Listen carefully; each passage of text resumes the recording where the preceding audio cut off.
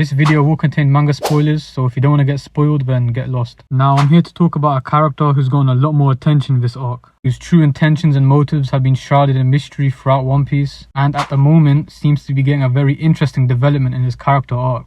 That is the character who cannot be hated, our favourite hiking bear, Bartholomew Kuma.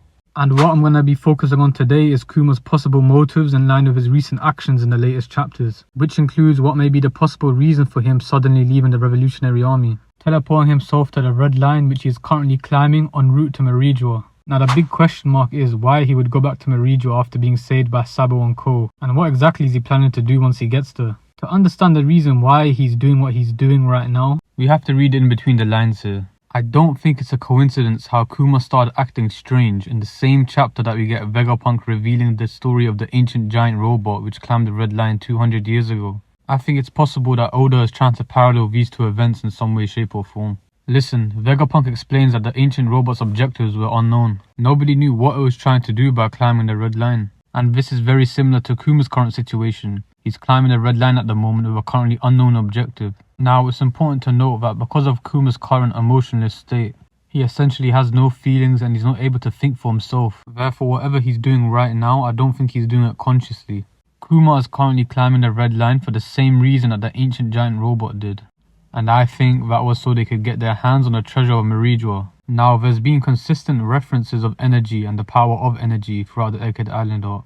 The most interesting reference is when Vegapunk speaks of an ancient energy source which eludes the understanding of current scientists, and I believe that the Celestial Dragons and Emu have possession of this ancient energy source, which may have something to do with the giant straw hat we saw in the ice chamber. This may be what Doflamingo was talking about when he says that the treasure of Mariejois was rotting away. Essentially, the energy source is depleting. Whatever it was that destroyed Leloucia, it might have been fueled by this ancient energy source. This may also be the reason why we always see celestial dragons wearing domes over their heads. They may all have access to this ancient energy source, and they preserve it within their helmets, almost like it's oxygen, which may be giving them benefits such as a longer lifespan. Now, what is it that is attracting Kuma to this ancient energy source? It is difficult to say because we don't know much about the incident that happened 200 years ago with the giant robot, but I'm gonna throw this in here. I think that the ancient giant robot was being controlled by the voice of all things. We know that the voice of all things is a very mysterious power.